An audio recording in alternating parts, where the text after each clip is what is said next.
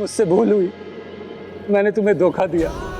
तुमने कहा था कि तुम प्रभु को साक्षी बनाकर लाओगे।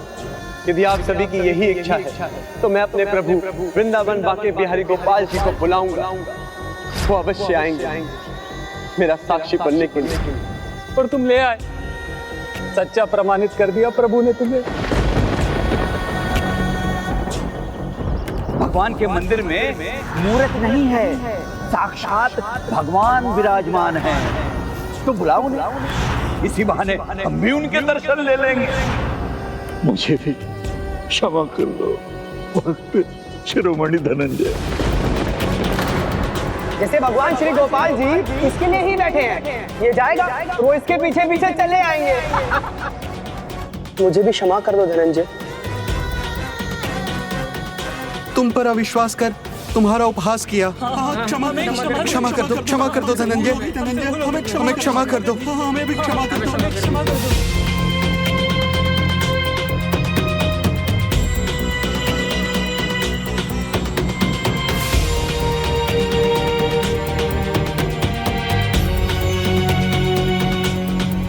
मैं अपना झूठ स्वीकार करता हूँ और ये भी स्वीकार करता हूँ कि मैंने तुम्हें अपनी पुत्री शारदा से विवाह का वचन दिया।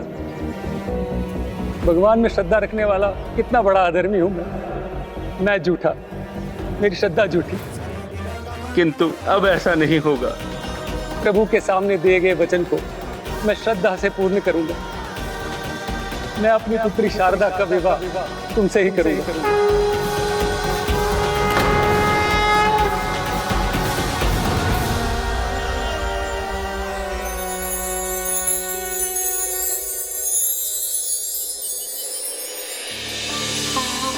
देखो ना इन्हें, वृंदावन से चलकर मेरे पीछे पीछे आए और यहाँ आकर मूर्ति बन गए। मुझसे अधिक आप इस सत्य से परिचित हैं कि भगवान की हर एक लीला के पीछे कोई ना कोई कारण अवश्य होता है। प्रभु, इतना तो बता दीजिए कि आपकी इस लीला के पीछे आपका क्या कारण छिपा है। कि इस लीला के पीछे आपका क्या कारण छिपा है?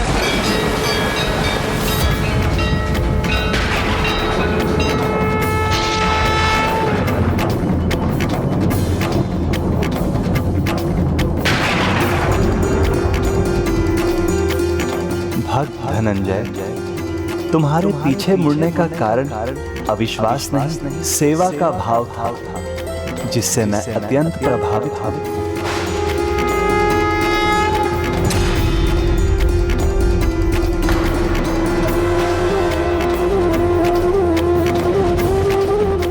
आप सभी कहां देख रहे हैं? प्रभु तो यहाँ है, आपके सामने।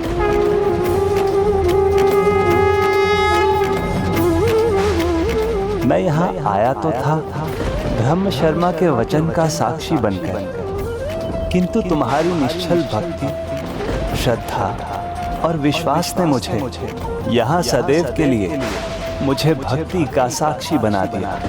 युगांत तक मैं यहीं स्थित रहूंगा और आज के बाद मुझे मेरे इस रूप में साक्षी गोपाल के नाम से जाना जाएगा।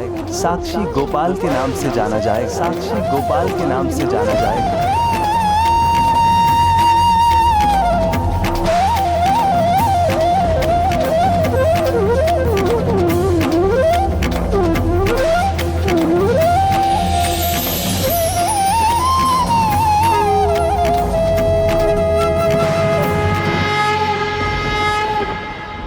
यहाँ के इस पूरे क्षेत्र का नाम मेरे ही नाम पर होगा।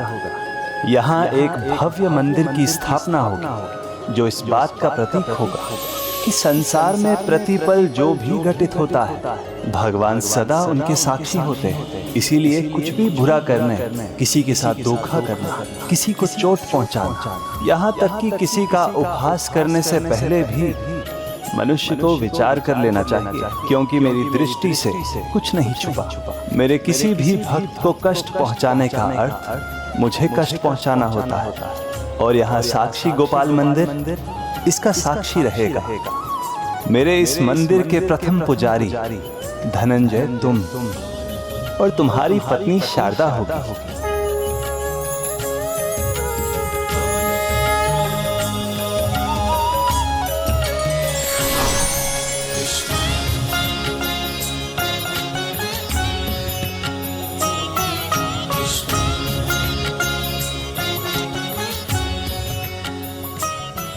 मैंने कहा था ना धनंजय, सेवा का फल समय आने पर अवश्य मिलता है।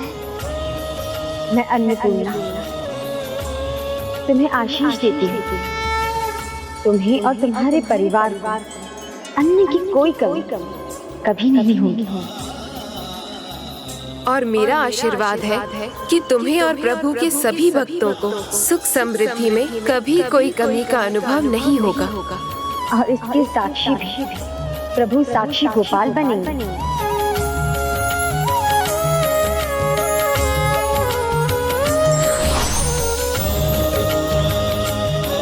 प्रभु साक्षी गोपाल की जय। प्रभु साक्षी गोपाल की जय। अपने भक्तों की सच्ची भक्ति के साक्षी प्रभु साक्षी गोपाल अभी भी वहाँ स्थित है, पुरी के निकट साक्षी गोपाल क्षेत्र में। और इस घटना के बाद उनके भव्य मंदिर का निर्माण भी वहीं हुआ है। अद्भुत। अपने भक्त के लिए प्रभु साक्षी बनकर आए और आज तक वही विराजमान है। और इसीलिए प्रभु जगन्नाथ जी के दर्शन तब तक पूर्ण नहीं माने जाते जब तक सत्यवादी गोपीनाथ प्रभु साक्षी गोपाल के दर्शन नहीं किए जाते। आपने जो कथा सुनाई उसका अर्थ है यदि भगवान अपने भक्त के लिए साक्षी बनकर आ सकते हैं तो उनके दूसरे भक्त के लिए वो सखा बनकर भी आ सकते हैं। हाँ, अवश्य आ सकते हैं, लेकिन इसके लिए तुम्हें प्रभु पर अड़िग विश्वास रखना होगा, जैसा धनंजय ने प्रभु पर विश्वास रखा था। तो क्या मेरे विश्वास में कोई कमी है? संभव है, क्योंकि अभी तुम्हारे मन में प्रभु आएंगे कि नहीं आएंगे उसकी शंका है। लेकिन धनंजय को इस बात पर लेस मात्र संदेह नहीं था। अब मुझे चलना चाहिए। गदाधर जी, आप कहाँ जा रहे हैं? मुझे आपकी सहायता करने दीजिए।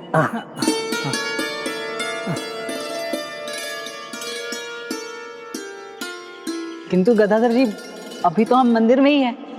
ये तो प्रभु जगन्नाथ जी का मंदिर है। मुझे उस मंदिर जाना है जहाँ का मैं पुजारी हूँ। तो प्रभु का ये कौन सा मंदिर है? प्रभु तोता गोपीनाथ जी का मंदिर यही निकट में ही है। गदाधर जी, मुझे भी अपने साथ ले चलिए, मैं वहाँ आपको पहुँचा दूंगा। इसी बहाने मुझे भी प्रभु तोता गोपीनाथ जी के दर्शन प्राप्त होंगे। हाँ, ठीक है।